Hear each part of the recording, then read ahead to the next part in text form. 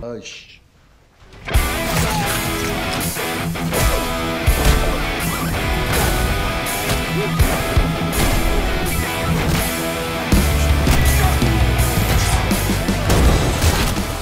Hola, apa kabar semuanya? Kita akan kembali berpetualang dengan pukulan keras dan baku hantam dari babang kita, Ma Dong Sok. Kisah ini dimulai setelah bumi mengalami bencana besar. Bumi pun berubah, kehidupan lama hancur dan hanya sedikit orang yang bertahan. Seorang bekas petinju pro memulai hidup di dunia setelah kiamat. Dia dan teman mudanya memulai petualangan yang mengancam jiwa, menyelamatkan gadis muda kenalan mereka yang dibawa dokter gila untuk bahan percobaan. Film ini dijamin sangat beradrenalin sekali.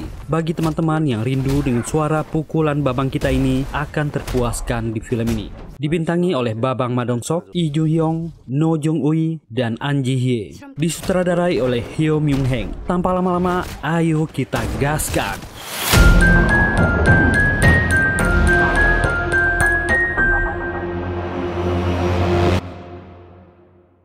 Di sebuah lab rahasia, tempat itu sangat berantakan. Banyak mayat di mana-mana. Orang ini bernama Yang Gisu, seorang profesor di bidang penelitian medis dan obat-obatan. Dia terlihat sangat berantakan. Dia menuju ke kamar sebelah. Seorang wanita muda yang ternyata anaknya sedang dirawat dalam kondisi koma. Tiba-tiba pintunya digedor. Inilah eksperimen yang dilakukan orang ini. Dia segera mengambil formula itu dan ingin menyuntikkannya ke anaknya.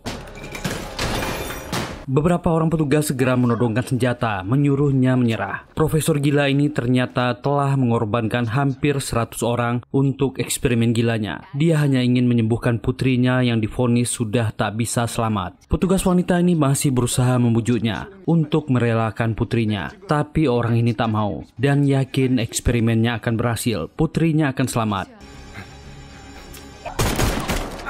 Petugas menembaknya dan menyita hasil penelitiannya. Tapi yang tak disangka, gedung itu bergoyang dan guncang. Hari itu terjadilah bencana besar yang menimpa hampir di seluruh dunia. Gedung-gedung berjatuhan akibat gempa yang sangat besar. Gisu mencoba meraih putrinya dan tempat itu runtuh. Inilah Badland Hunter. 3 tahun kemudian, peradaban lama hilang dan peradaban baru muncul. Seorang pria bernama Choi Ji-wan mengendap-endap dengan busur panah di tangannya, mengamati keadaan sekeliling di tempat yang hancur berantakan itu. Tak sengaja dia melihat buaya besar, menyiapkan busurnya dengan api. Dia menembak.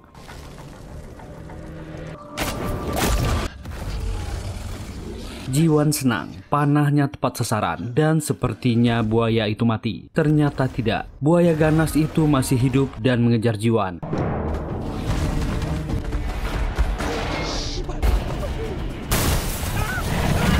Pemuda ini ketakutan. Apakah hidupnya akan berakhir hari ini? Tiba-tiba buaya itu ditarik seseorang. Inilah babang kita semua. Di sini beliau bernama Namsan. Yang gilanya Namsan memotong buaya ini.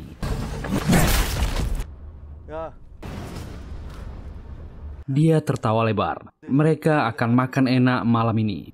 Ternyata Namsan adalah kenalan Ji-wan. Senior inilah yang banyak membantunya bertahan hidup di dunia yang hancur ini. Di sebuah tempat lain, tinggallah seorang gadis bernama Suna dengan neneknya. Mereka berdua berhasil bertahan hidup setelah seluruh keluarga mereka meninggal akibat gempa 3 tahun yang lalu. Saat itu sedang musim kemarau. Yang tersedia hanya air kotor. Mereka harus menyaringnya beberapa kali. Nenek sebenarnya ingin Suna pindah ke distrik pusat di Seoul. Lebih aman dan lebih banyak air bersihnya. Tapi Suna menolaknya. Dia meragukan tempat itu. Dia memilih di sini saja. Asal bersama neneknya dia tak masalah. Suna baru ingat. Paman Namsan hari ini membagi-bagikan daging buruan mereka di pasar yang bernama Distrik Bas. Tempat yang sudah hancur inilah pusat kampung mereka. Banyak orang-orang di sana yang mengambil air dari sumur, memompanya lalu menyaringnya. Juga hari itu Ji-wan dan Namsan membagikan daging buruan. Mereka bisa membarternya dengan barang. Namsan yang dulunya mantan petinju profesional kelas berat sangat baik hati. Dia tetap akan memberi penduduk daging.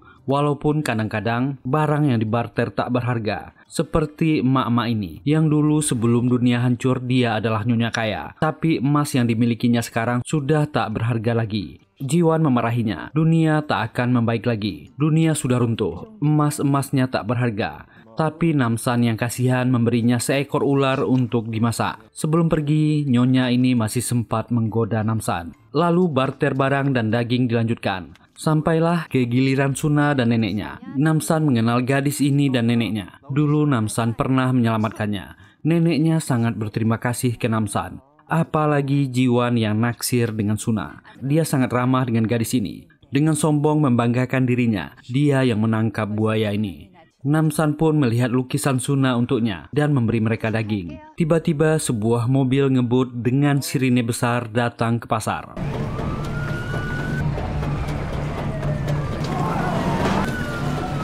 Sekelompok orang turun. Mereka mengaku dari kepolisian Jamsil, yang tentu saja bohong. Soalnya di zaman itu polisi dan militer sudah tak berlaku lagi. Hukum rimba lah yang berlaku di mana-mana. Mereka meminta semuanya bekerja sama jika tak ingin terluka. Mereka sedang memburu penjahat keji dan menunjukkan sketsanya. Itu cuma gambar jelek yang tak jelas. Tujuan mereka hanya menculik dan memeras orang-orang lalu menjualnya. Salah satu pria dibawa dan si nyonya kaya juga dibawa. Salah satu penduduk yang berbadan besar melawan, tapi orang-orang ini melukainya.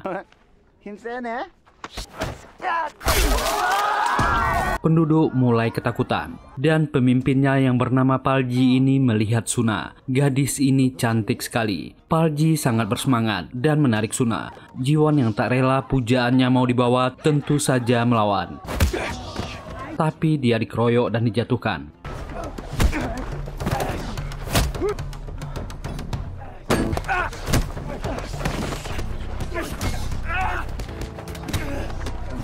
Namsan, babang kita tak punya pilihan, terpaksa ikut campur. Lalu pukulan indah dan merdu itu kita dengar kembali.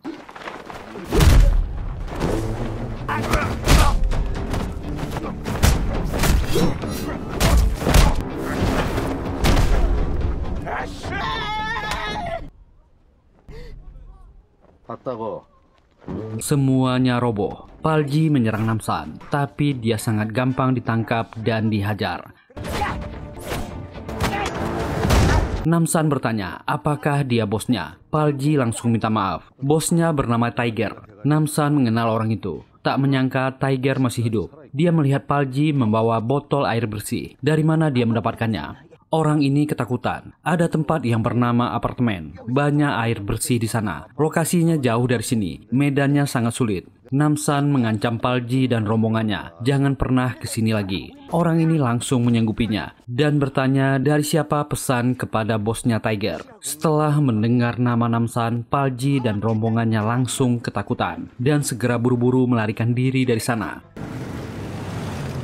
Namsan dan Jiwan menyuruh Suna pulang. Apalagi si nyonya kaya makin terpesona dengan Namsan. Setelah daging dibarter, gerobak mereka penuh dengan barang. Jiwan kepikiran apa yang dikatakan oleh para bandit tadi. Jangan-jangan tempat bernama apartemen tadi benar-benar ada. Dan mengusulkan bagaimana jika mereka ke sana. Namsan tak mau. Dia bisa pergi sendiri. Saat mereka mau sampai ke rumah, mereka melihat orang-orang berpakaian rapi di depan rumah Suna dan neneknya. Namsan datang dan bertanya siapa mereka.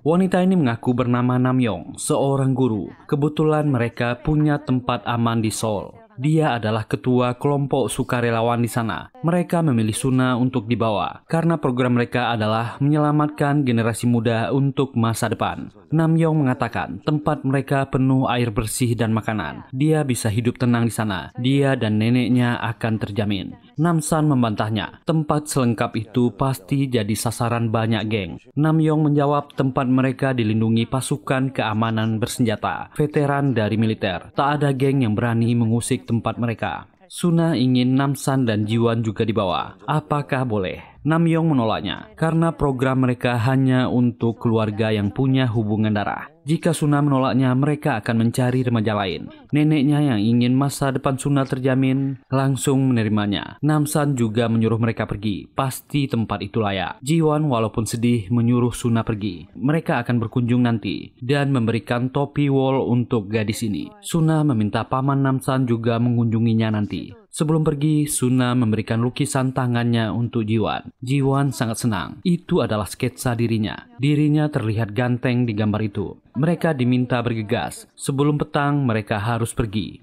Di tenda sederhana Namsan, ternyata Suna sudah sering memberikan lukisan ke paman Namsan. Sedangkan untuk Jiwon, baru pertama kali inilah dia menerima lukisan Suna. Jiwon sangat senang. Dia merasa sepertinya Suna naksir dengannya. Namsan langsung membantahnya. Sudah benar Suna pergi ke sana. Dia akan lebih aman. Ternyata Suna mengingatkan Namsan akan putrinya yang sudah meninggal waktu bencana gempa besar. Dia tak bisa melupakan itu. Jiwon mengatakan Suna sangat mirip dengan putrinya. Tiba-tiba Jiwon punya ide bagus. Bagaimana kalau dia menikah dengan nyonya kaya tadi, lalu mengadopsinya sebagai anak? Bukankah mereka juga bisa tinggal di apartemen itu? Namsan langsung menolaknya. Wanita itu bukan tipenya. Menyuruh Jiwon diam. Namsan akan keluar. Dia akan berburu. Jiwon segera ikut dengannya. Inilah rombongan kelompok sosial tadi. Mereka berjalan melewati padang rumput. Tiba-tiba mereka berhenti. Ternyata mereka bertemu dengan kelompok lain yang juga satu organisasi. Orang ini melapor kepada Namyong. Orang-orang yang dibawanya berasal dari wilayah barat. Banyak anak-anak dan wanita di kelompok itu.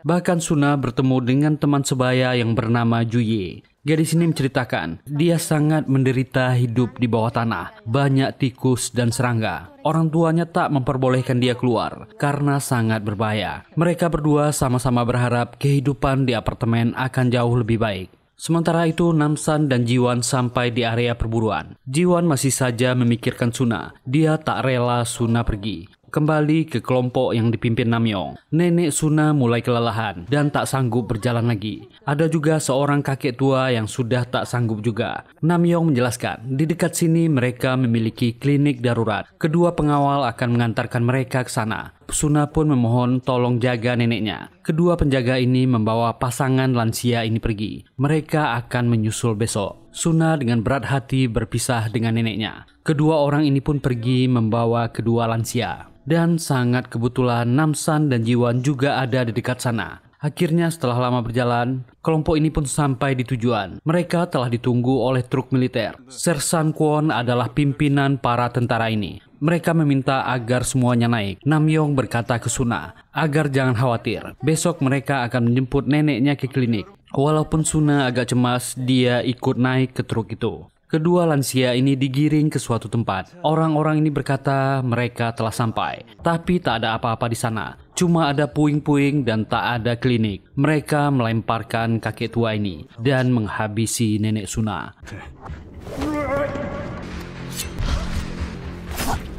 Ternyata itu dilihat oleh Jiwon. Dia segera berteriak. Orang-orang ini langsung menembak Jiwon. Namsan segera menghajar kedua orang ini.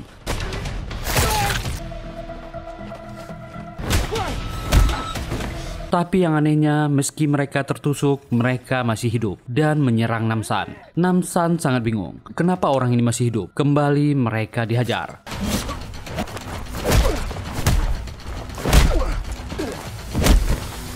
Salah satunya mengejar Jiwon.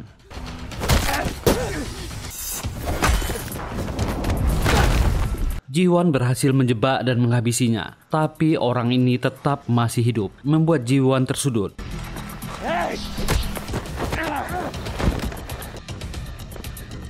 Jiwon akhirnya memancing orang ini datang dan menjebaknya dengan perangkap. Dengan marah Jiwon berteriak, kenapa mereka menghabisi nenek tua itu? Orang ini menjawab, yang tak berguna harus dihabisi. Yang gilanya orang ini memotong kakinya agar lepas dari perangkap dan kembali menyerang Jiwon.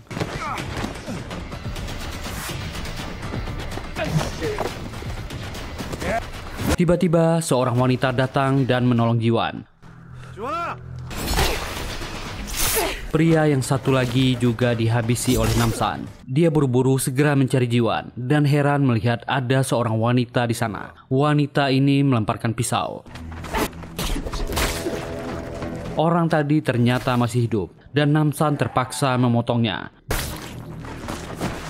Jiwan yang cemas meminta agar Namsan bergegas. Dia takut terjadi sesuatu dengan Suna. Namsan menyuruhnya tenang, mereka akan mengurus nenek dulu. Pagi datang, mereka pun menguburkan nenek Suna dengan layak. Jiwan tak bisa menahan air matanya, nenek ini sangat baik dengannya. Akhirnya rombongan militer ini sampai ke apartemen. Tempat itu dijaga dengan ketat oleh militer. Namyong menjelaskan tentang apartemen yang akan mereka huni. Tempat ini masih banyak kamar kosong. Setiap keluarga mendapat listrik dari panel surya. Orang-orang ini sangat kagum melihat fasilitas di sana. Bahkan ada kebun kecil di halaman apartemen, lengkap dengan hasil panen yang melimpah. Semua warga lama bertepuk tangan menyambut warga baru yang akan menjadi tetangga mereka. Dan seseorang keluar dari dalam gedung. Bukankah ini orang yang sama dengan Profesor Gila di awal film? Dia memperkenalkan dirinya sebagai Dr. Yang Gisu, menyambut seluruh warga baru. Mereka semua akan disambut di sini, terhindar dari kelaparan di luar sana. Mereka akan menyediakan air bersih dan makanan yang cukup. Tempat ini sangat aman dan dilindungi dengan baik. Semua warga baru diberikan air. Suna meminta 1 botol air lagi untuk neneknya yang akan segera tiba. Suna memasuki apartemen yang disediakan untuknya. Itu sangat bagus. Ada baju bersih dan yang lebih menakjubkan, air kerannya saja hidup. Kembali ke Namsan dan Jiwan. Wanita ini menemui Namsan. Dia mengaku bernama En-ho. Dia butuh bantuan untuk menyelamatkan warga dan teman-temannya di apartemen. En-ho memohon. Dia pun menjelaskan makhluk apa yang mereka habisi tadi malam. Kedua orang ini adalah hasil eksperimen. En-ho menceritakan, saat gempa besar terjadi, dia dan pasukan militernya sedang di udara, sehingga mereka bisa selamat. Mereka bergerak mencari penyintas yang selamat dari bencana, dan mereka menemukan apartemen yang tak runtuh oleh gempa. Mereka membangun dan memperbaiki tempat itu. Bahkan banyak penyintas yang masih hidup di sana. Sebulan setelah bencana besar itu, tiba-tiba ada seorang pria yang datang, bernama Yang Gisu, datang ke apartemen. Dia mengaku sebagai seorang dokter. Keberadaannya sangat membantu. Tapi setelah beberapa bulan, banyak keanehan yang terjadi. Yang Gisu sering membawa anak-anak ke labnya, tapi tak pernah kembali. Sersan En-ho pun menanyakan hal ini kepada Dr. Yang. Apa yang terjadi sebenarnya? Sersan Kwon dan pasukan militer yang lain masuk, meminta En-ho tenang. Dr. Yang menyuruh Sersan Kwon untuk menjelaskan. Kwon berkata, mereka harus lebih kuat lagi dan mempercayai Dr. Yang. Dia menembak pasukannya sendiri, menyuruh En-ho untuk melihat, dan orang yang tertembak ini bangkit. Dia baik-baik saja. Dr. Yang mengajak En-ho untuk bergabung menjadi pasukannya. Di dunia yang tak ada harapan ini, mereka bisa jadi lebih kuat bersama. Dia bertahan di luar sana hampir 1 bulan tanpa makan dan minum. Dia adalah masa depan umat manusia. Jika menolak perubahan dan terobosannya, mereka semua akan mati di sini. Dia mengajak En-ho bergabung, tapi En-ho menolaknya. Dia tak akan mau mengorbankan manusia lainnya dan melawan pasukannya sendiri. Sersan Kwon menyerangnya. Untunglah En-ho bisa meloloskan diri dari tempat itu. Dia menjelaskan ke Namsan, setiap orang yang disuntik formula dari Dr. Yang akan sulit mati. Dia meminta Namsan membantunya. Namsan setuju. Dia akan menjemput gadis kenalannya Suna di apartemen. Jangan coba-coba menghalanginya. En-ho mengatakan, Dr. Yang dan kelompoknya sering menculik anak-anak seusia Suna untuk kebutuhan eksperimen. Jiwan sangat kesal dan panik, menyuruh mereka cepat bergerak. En-ho menyuruh Jiwan diam. Keamanan di sana sangat ketat. Penyusup akan ditembak di tempat. En-ho menjelaskan rencananya. Dia akan menghadapi penjaga gerbang. Namsan dan Jiwan bisa ke penjara bawah tanah menyelamatkan rekan-rekannya. Jiwan meragukan wanita ini. Apakah dia dan rekan-rekannya bisa dipercaya? Kedua orang ini bertengkar dan menjambak rambut masing-masing. Namsan mencegahnya. Lalu dia berpikir, dan Namsan mendapatkan ide. Di sebuah daerah tak bertuan bernama Spalen, ada sebuah gedung yang rusak tapi masih berdiri kokoh. Di dalamnya dijadikan markas para geng. Ada 2 kelompok geng yang bertarung hari itu. Inilah Tiger, pemimpinnya, dan kelompok geng lawannya dipimpin oleh Punggi. Mereka akan mengadu sampai mati orang-orang yang mereka tangkap yang dijadikan budak. Kedua orang ini diancam bertarung. Jika tidak, anggota keluarga mereka akan dihabisi.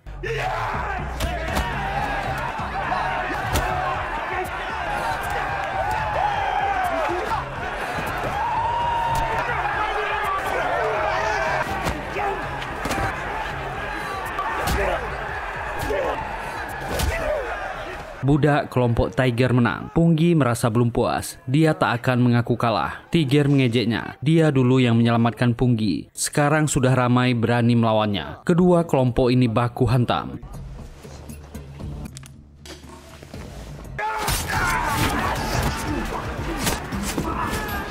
Perkelahian barbar antar dua kelompok ini tak bisa dihindarkan.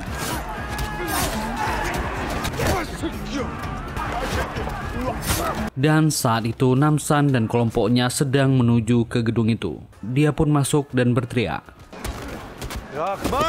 Semuanya berhenti dan melihat Namsan. Namsan bertanya di mana Tiger. Tiger tentu mengenal Namsan. Gara-gara pria ini dulu karir tinjunya tamat. Namsan mengejeknya. Tiger tak gentar. Dia telah lama mencari Namsan. Dia sangat berani datang ke markasnya. Namsan tak menyangka Tiger sudah berani keras padanya. Dulu dia ngompol melawannya. Tiger berkilah, ini bukan ring tinju. Pertarungan jalanan itu berbeda. Dia meminta Punggi dan anak buahnya menghabisi gorila ini. Dia akan memberikan setengah dari budaknya. Punggi tentu semangat, memberi perintah ke anak buahnya. Pukulan yang merdu di telinga dari babang kita ini menghantam sana dan sini.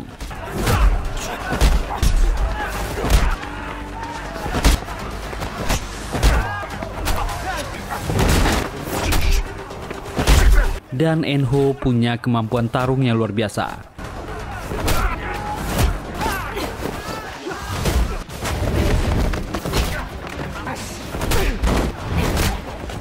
Jiwan yang sudah terbiasa melihat Namsan bertarung juga tak mau kalah.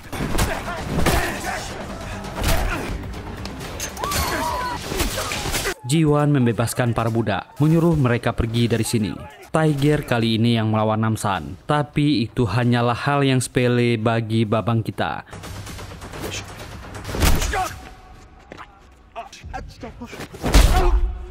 Tiger jatuh dengan cepat. Punggi ketakutan, menyuruh semua anak buahnya kabur dari sana. Sekarang hanya tinggal Tiger. Saat pukulan besar itu akan menghantamnya, pria ini minta ampun dan langsung pingsan. Sementara itu Suna sudah berpakaian siswa dan turun ke bawah. Dia bertanya kepada Sersan Kwon kapan neneknya akan datang. Namyong segera menenangkannya. Jemputan untuk neneknya akan segera dikirim. Sersan Kwon merasa Namyong berlebihan. Tak perlu berbohong kepada anak itu. Dokter yang keluar dari gedung. Ternyata inilah sistem dokter yang membuat keluarga-keluarga ini betah di apartemen. Putra-putri mereka diberi peringkat belajar. Juara 1, 2, dan 3. Orang-orang yang baru datang kemarin bertanya ini sistem apa. Warga lama menjelaskan. Keluarga dari siswa peringkat pertama berhak tinggal di kamar apartemen terbaik dan mendapatkan makanan gratis yang mewah serta pakaian baru. Orang tua siswa berprestasi ini sangat bahagia menerima hadiah. Yuje disemangati orang tua. Dia juga bisa menjadi peringkat pertama. Gadis ini sangat bersemangat. Dokter yang kembali berorasi. Setelah selesai, semua warga kembali ke tempatnya masing-masing. Semua siswa tinggal di lantai 8. Ada sekolah dan asrama di sana. Termasuk Suna juga harus pindah. Suna agak sedih karena harus berpisah dengan neneknya yang belum datang-datang juga. Termasuk orang tua Yuje. Namyong menjelaskan, jika orang tua mengajukan izin, mereka bisa bertemu dengan anaknya kapan saja. Untuk orang tua dan warga baru, seorang tentara mengajak mereka ke basement. Ternyata semua yang diberikan dokter yang di sini tak gratis. Mereka akan bekerja menyaring air kotor dan memproduksinya menjadi air bersih selama 12 jam sehari. Air yang berharga ini untuk kebutuhan para warga dan siswa. Orang tua Yuje bertanya ke warga lama, apakah mereka harus melakukan ini seharian? Warga ini menjawab, inilah pekerjaan mereka seharian, jangan coba-coba protes. Ada tentara yang mengawasi tempat ini. Kembali ke markas Tiger. Namsan menginterogasi orang-orang ini. Dari mana mereka mendapatkan air bersih dan senjata? Apakah dari apartemen? Tak ada yang berani menjawab setelah diberi kode oleh bosnya. Namsan bertanya satu demi satu. Yang tak menjawab akan menerima bogem masak dari Namsan.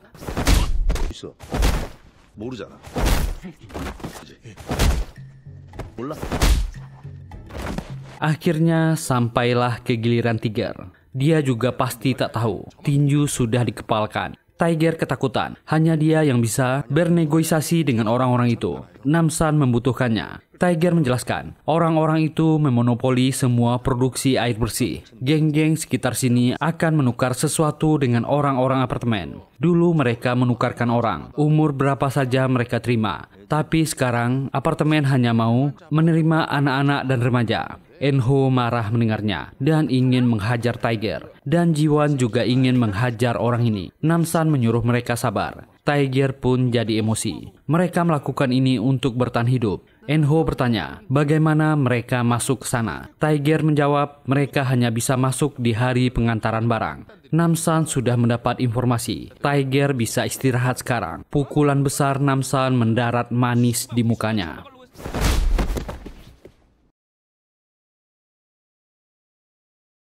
Orang-orang yang sudah menerima formula dokter yang berubah perilaku makannya. Seperti Sersan Kwon yang suka memakan tikus mentah. Namyong melaporkan kegiatan markas mereka ke Dr. Yang. Mereka berhasil mendapatkan tambahan 2 murid baru. Jumlah seluruh siswa remaja 19 orang. Dan kondisinya sehat, cuma kurang nutrisi. Dr. Yang memberi perintah, beri mereka makan dan minum seperti biasa. Inilah kelas khusus para remaja. Suna dan Juye disuruh memperkenalkan diri. Juye dengan semangat mengenalkan dirinya. Sementara Suna lebih mengamati remaja di kelas itu terlihat lesu dan tak bersemangat. Seperti tak ada kehidupan di matanya. Suna pun memperkenalkan dirinya. Namyong menyuruh mereka duduk. Pelajaran hari itu tentang anatomi tubuh dan metabolisme manusia. Tapi Suna lebih memperhatikan teman-teman sekelasnya. Ada luka aneh dan ada perban di leher mereka masing-masing. Suna sama sekali tak tertarik dengan materi yang disampaikan oleh Namyong. Suna lebih fokus untuk membuat lukisan di bukunya. Suna walaupun baru di sana berani protes.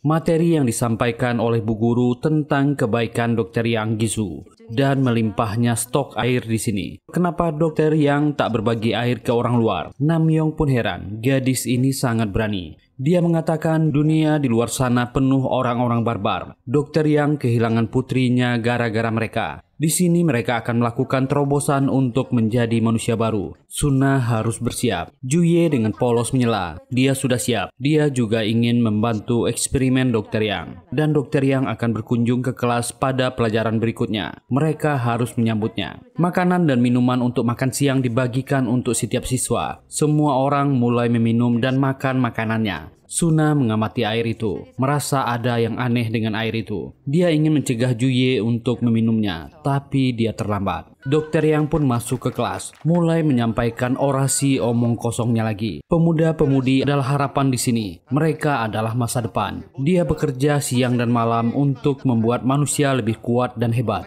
agar bisa hidup dengan sedikit makanan dan air. Namyong membisikkan sesuatu. Ada satu siswa baru yang berniat membantu eksperimennya. Dokter Yang dengan semangat menghampiri Juye. Dia sangat senang Yuje mau membantu penyelidikannya. Dia bisa makan dan istirahat dulu. 3 jam lagi dia bisa datang ke labnya. Suna kembali bertanya apakah neneknya sudah tiba dan minta izin untuk menemuinya. Dokter Yang memarahi Namyong. Kenapa dia belum menjelaskan? Namyong pun memberi alasan. Sakit neneknya lebih parah. Dia butuh istirahat 2 hari sampai 3 hari lagi di klinik. Bersabarlah, setelah 3 hari dia akan menemuinya. Dokter Yang juga mengatakan dia jangan cemas. Suna kekurangan gizi. Dia harus makan dan minum yang banyak. Orang ini pun meninggalkan kelas. Dan Suna sama sekali tak mau meminum air itu. Formula Dokter Yang harus disuntikkan 1 kali sehari. Kalau tidak, efek sampingnya buruk. Sersan Kwon pun selesai disuntik. Dia melapor ke Dokter Yang. 2 tentara anggotanya belum juga kembali. Dia meminta izin agar bisa membawa formula untuk mencari anak buahnya. Dokter Yang menolaknya, itu bisa sangat berbahaya. Sersan Kwon bertanya, sampai kapan mereka harus bergantung dengan serum ini? Dokter Yang menyuruhnya sabar. Penelitiannya hampir selesai. Menyuruh Sersan Kwon segera bekerja. Dokter Yang sangat kesal. Sersan Kwon dan pasukannya terlalu banyak menuntut. Padahal dia sudah memberikan hidup baru untuk mereka. Tengah malam, semua siswa sudah tidur di asrama. Tapi tidak dengan Suna, dia masih terbangun. Dan diam-diam menyusup keluar. Dia tak percaya dengan tempat ini. Suna merasakan bahaya mengancam tempat ini. Dan di tempat pengolahan air bersih, jam kerja usai dan terjadi pergantian shift. Para pekerja baru masuk mengganti pekerjaan lama. Orang tua Yuje tiba-tiba ingin bertemu anaknya. Karena guru Namyong mengatakan mereka bisa bertemu anak mereka jika mengajukan izin. Mereka ingin ke lantai 8. Tentara ini menolak. Tak ada peraturan seperti itu. Orang tua Yuje marah-marah dan tetap ngotot ingin bertemu anaknya. Sementara itu Suna menyusup berpindah-pindah ruangan. Dia mencari cara ingin keluar dari tempat ini. Ternyata Sersan Kwon melapor kepada Dr. Yang. Orang tua Yuje, warga baru, ngotot ingin bertemu anaknya. Dia tak bisa bertindak karena banyak saksi mata. Mereka mendengar suara di lorong, tapi tak ada siapa-siapa di sana. Hampir saja Suna ketahuan. Dr. Yang pun menemui kedua orang tua Yuje yang ribut ini. Kedua orang ini ingin bertemu putrinya. Dr. Yang menjelaskan anaknya dalam kondisi baik-baik saja. Dia mengajak kedua orang ini ke labnya. Mereka bisa bertemu anaknya. Dan tak sengaja Suna masuk ke ruangan lab Dr. Yang Gisu yang tak terkunci. Dan dia melihat buku-buku dan dokumen di atas meja. Membaca semua eksperimen yang dilakukan Dr. Yang. Dan efek sampingnya mengerikan. Ada catatan korban-korban yang tewas akibat percobaannya. Dia pun masuk ke ruangan lain. Juye sedang dalam kondisi pingsan. Dan inilah kenapa di leher teman-teman sekelasnya dalam kondisi diperban. Dr. Yang mengambil sesuatu dari tubuh remaja-remaja ini. Kedua orang tua ini masuk ke lab dan ruangan itu. Melihat anaknya sudah dipasangi alat-alat medis. Keduanya panik. Dr. Yang menyuruh mereka jangan menyentuh apa-apa. Peran Yuje penting untuk apartemen ini. Dr. Yang pun memperlihatkan sesuatu. Ini adalah putrinya. Keadaan anak gadis Dr. Yang sungguh di luar nalar. Hanya kepala dan sebagian badannya saja yang tinggal. Tapi jantungnya masih berdetak. Kedua orang tua ini ketakutan berusaha mencabut alat-alat itu. Akibatnya Yuje mengalami kejang dan kondisinya tiba-tiba drop. Yuje meninggal. Dr. Yang sangat kesal. Dia menghabisi bapak Yuje dengan kejam.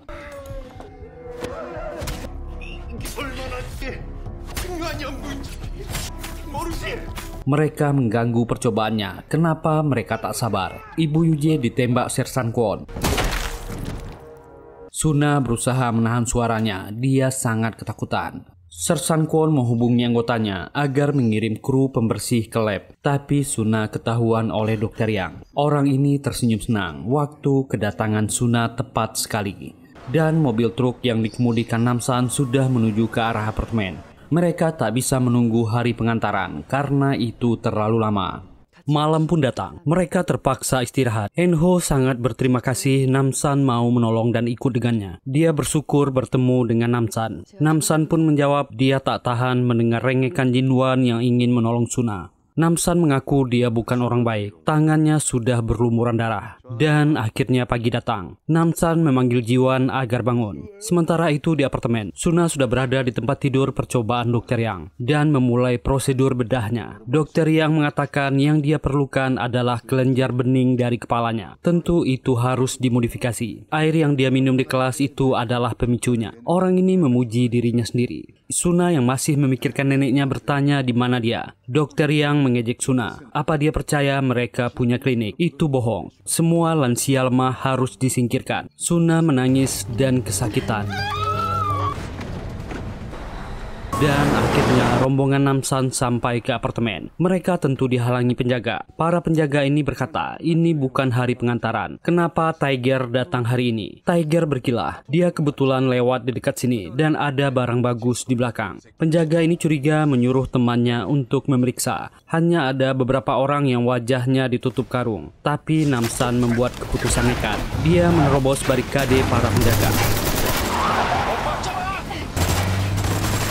Tiger mengumpat dan memaki Namsan.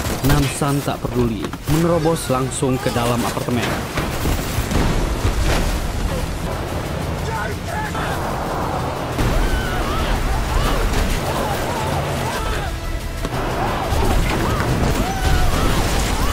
Tiger segera turun. Dia tak tahan lagi dengan orang gila ini.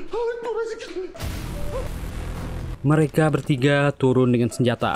Para penjaga pun menyerbu. Ketiga orang ini mulai menembak. Namyong melihat itu mengatakan orang-orang itu satu distrik dengan Suna. Sersan Kwon menyuruh Namyong melapor ke Dr. Yang. Sersan Kwon bicara di radio dengan anak buahnya. Enho dan orang-orang itu pasti menuju ke penjara. Jangan dikejar, biarkan mereka masuk. Enho meminta kedua temannya untuk mengikutinya.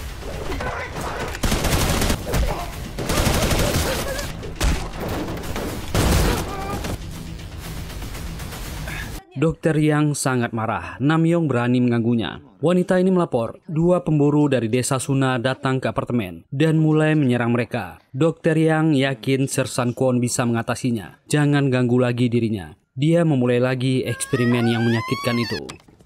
Mereka sampai di ruangan bawah. Enho sangat yakin ini jalannya. Jiwan sempat merasa heran. Kenapa mereka tak dikejar? Mereka pun masuk ke lorong dan menemukan penjaranya. Memeriksa ruangan bawah tanah itu. Ternyata para tentara rekan-rekan Eunho dikumpulkan di satu tempat. Enho pun membuka pintu.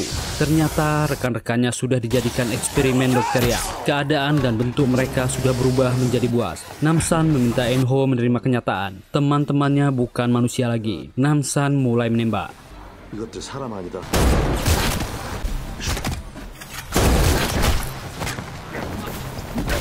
Dan pertempuran barbar di bawah tanah dimulai.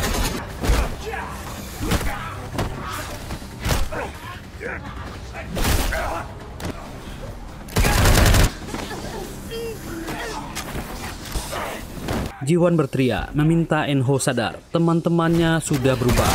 Enho pun sadar dan mulai membantu. Dia terpaksa menghabisi teman-temannya sendiri.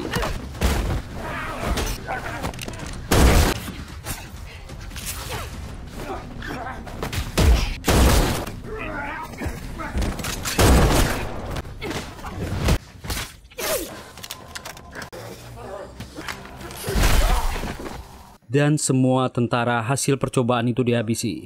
Enho meminta maaf telah melibatkan mereka berdua. Semua misinya sia-sia.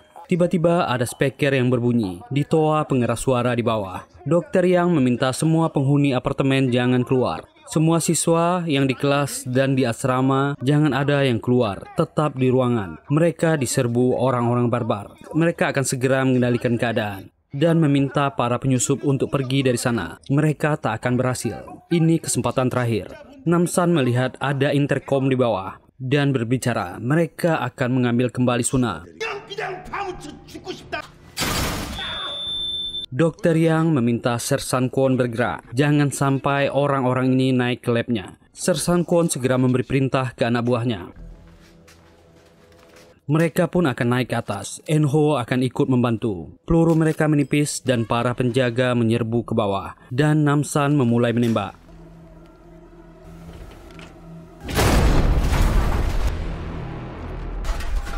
Mereka mengambil senjata dan amunisi. Namsan meminta Enho dan Jiwan ke atas untuk mencari Suna. Dia akan mengurus semuanya di sini. Dan babang kita mulai beraksi. Dia kesulitan mengambil goloknya sendiri. Ganas, tanpa ampun, cepat, dan sangat barbar. Babang yang satu ini memang tak ada duanya.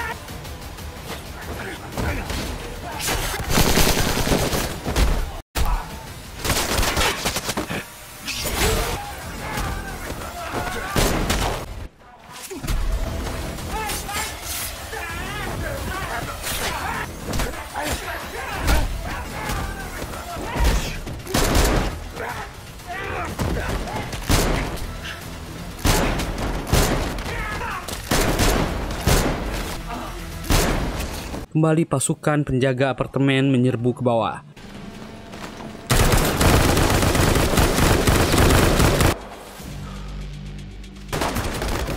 Namsan pun masuk ke ruangan pengolahan air. Para pekerja ini ketakutan. Namsan mengatakan dia mencari anak yang bernama Suna. Para pekerja mengatakan para siswa ada di lantai 8. Namsan menyuruh mereka untuk juga pergi. Anak-anak mereka dalam bahaya. Sementara di atas, Enho dan Jiwan bertarung dan baku hantam dengan sekelompok penjaga.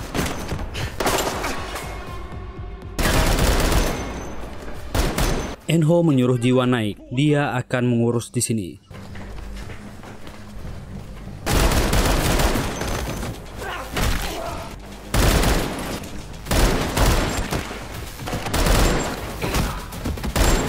Wanita ini sangat cepat dan Sersan Kwon menghentikannya. Enho melawan bekas atasannya sendiri, tapi orang ini masih terlalu tangguh bagi wanita ini.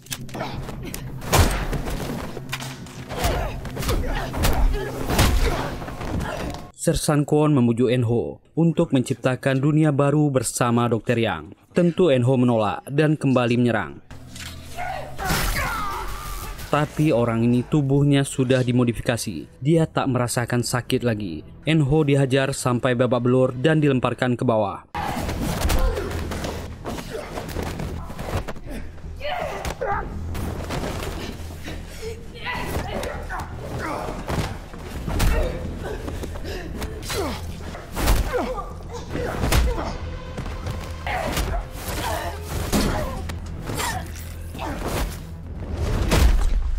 Jiwan sampai di lantai atas dan mulai memeriksa kamar satu demi satu. Namsan kesulitan menaiki tangga. Dia memakai senapan untuk membantunya naik.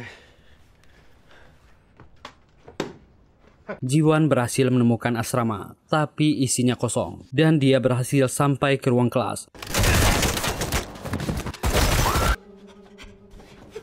Menodong Namyong, berteriak di mana Suna. Jiwan menyuruh Namyong menunjukkan jalan. Jiwan menyuruh para siswa ini untuk pergi dari sini. Mereka dalam bahaya. Temui segera orang tua mereka.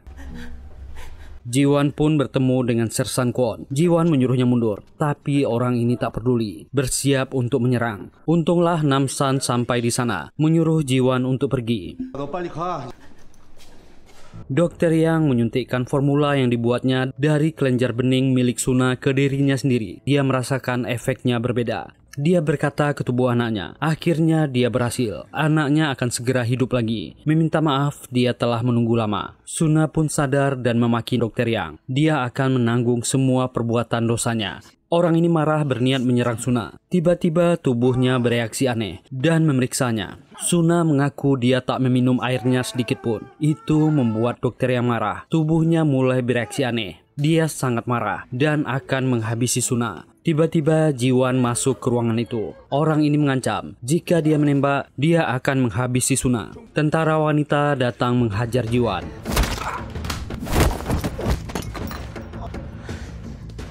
Dokter Yang menyuruh kedua orang ini untuk mengamankan putrinya. Mereka pun memindahkannya ke dalam koper. Kembali ke pertarungan di bawah. Namsan melihat keadaan orang ini. Dia kaget. Sersan Kwon mengejeknya. Jadi dia si pemburu itu. Dan baku hantam barbar itu akan dimulai.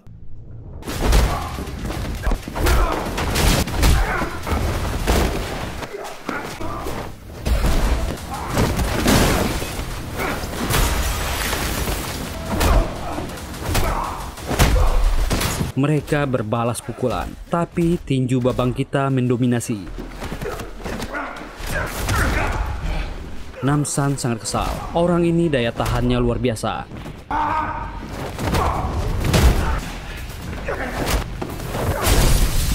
Dan akhirnya Namsan memotong orang ini.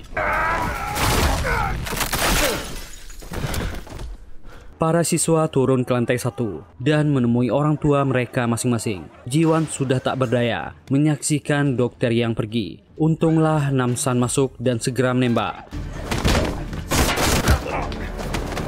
Namyong terkena tembakan. Keadaannya parah. Meminta dokter yang tak meninggalkannya. Tapi orang ini malah melemparkan granat ke dalam. Jiwan pun segera melindungi Suna. Tempat itu meledak. Semua orang di bawah kaget melihat ledakan itu.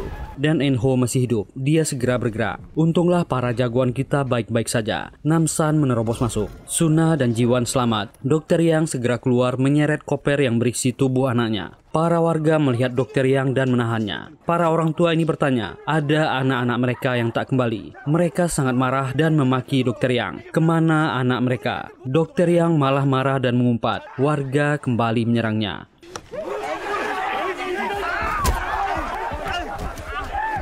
Enho pun menyambut teman-temannya. Untunglah mereka tak apa-apa. Namsan akan turun untuk mencari Dokter Yang. Warga di bawah sedang menghajar Dokter Yang. Dan tubuh orang ini berubah. Dia sangat geram melihat hasil percobaannya dihancurkan. Warga ketakutan melihat wajah Dokter Yang. Dan orang ini mulai menembaki para warga.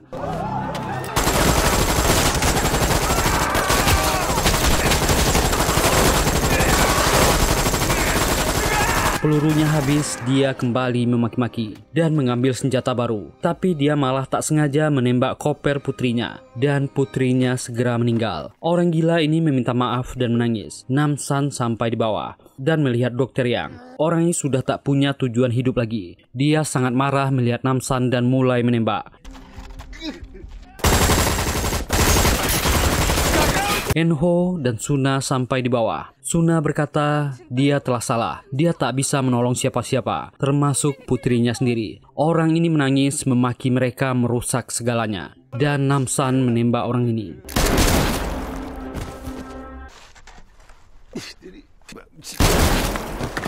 Orang gila ini akhirnya meninggalkan dunia. Para warga baru berani keluar dan melihat para korban berjatuhan. Namsan memeluk Suna. Dia sudah aman sekarang. Enho mengatakan dia akan memulai semuanya lagi dari awal. Dan hujan yang tak pernah turun membasahi bumi selama bertahun-tahun turun dengan lebat. Semua orang gembira. Suna mengajak Namsan dan Jiwan untuk pulang. Mereka mengunjungi makam nenek Suna. Gadis ini menangis sedih dan mereka bertiga kembali ke distrik bus. Dan Namsan kembali ke kegiatan lamanya, menjadi pemburu dan menukarkan daging dengan barang-barang. Si Nyonya Kaya tentu masih naksir dengan Namsan, mengajak Namsan untuk minum bersama. Tentu saja babang kita geli dan memilih kabur. Dan film ini pun berakhir. Semoga film ini bisa mengobati kerinduan teman-teman dengan pukulan-pukulan merdu dari Babang Ma Dong-seok. Akhirnya semoga terhibur menonton video ini. Terima kasih sudah meluangkan waktunya di channel ini. Jika suka dan terhibur, silahkan tekan tombol like, subscribe, dan nyalakan loncengnya untuk mendukung kami. Tetap sehat dan tetap bahagia. Kita jumpa lagi di video berikutnya. Bye.